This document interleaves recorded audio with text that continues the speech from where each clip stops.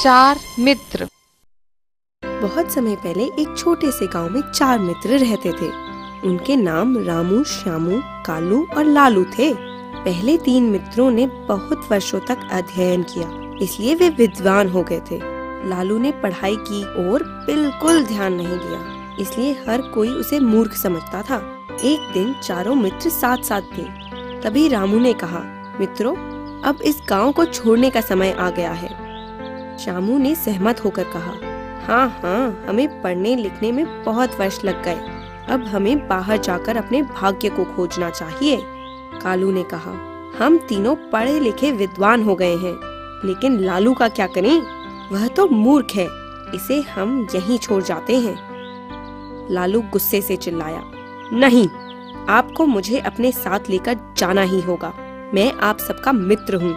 चारों मित्रों ने अपना सामान बांधा और लंबी यात्रा के लिए चल दिए।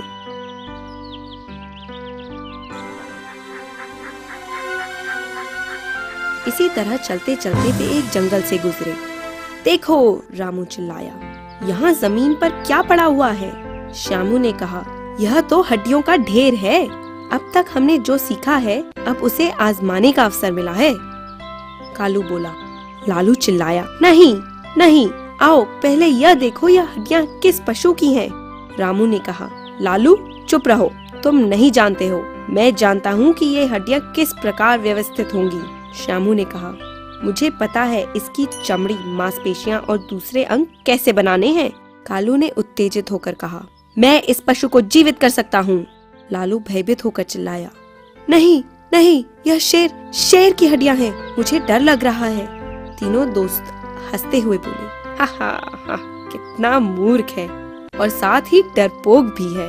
रामू ने कुछ मंत्र पढ़ने शुरू किए और जादू से मरे हुए शेर की सारी हड्डियाँ ठीक तरह जुड़ गईं और श्यामू ने कुशलता पूर्वक त्वचा, मांसपेशियाँ और अन्य अंग शेर पर लगा दिए। लालू चिल्लाया, रुक जाओ, अब तक आपने बहुत कुछ कर दिया है, लेकिन मृत शेर को जीवित मत करो, यह अवश्य हम सबको खा जाएगा। तीनों मित्रों ने गुस्से से कहा, तुम केवल मूर्ख ही नहीं हो, बल्कि हमारे ज्ञान से ईर्ष्या भी करते हो। चुप हो जाओ और देखते रहो। इसी बीच जब कालू मंत्र पढ़ रहा था, तो लालू शीघ्रता से दौड़कर पेड़ पर चढ़ गया। भयभीत वह वहीं छिपकर बैठा रहा। अचानक एक दहाड़ से जंगल की शांति भंग हो गई। बलवान शेर फिर से जीवित हो गया था। तीनों दोस्त चिल्लाए, बचाओ, बचाओ, बचाओ। भूखे शेर ने उन पर आक्रमण कर दिया था और शीघ्र ही उन्हें खाकर जंगल की ओर चला गया। लालू पेड़ से नीचे उतरा और दुखी मन से अपने साथियों के बचे टुकड़े देखता रहा। मेरे विद्वान मित्र सोचते थे कि वे सब कुछ जानते हैं। उन्होंने अपनी जिंदगी गंवा दी क्योंकि वे नासमझ थे। सामान्य ज्ञान और स्थिति को समझने की क्षमता ने लालू का जीवन बचा दिया।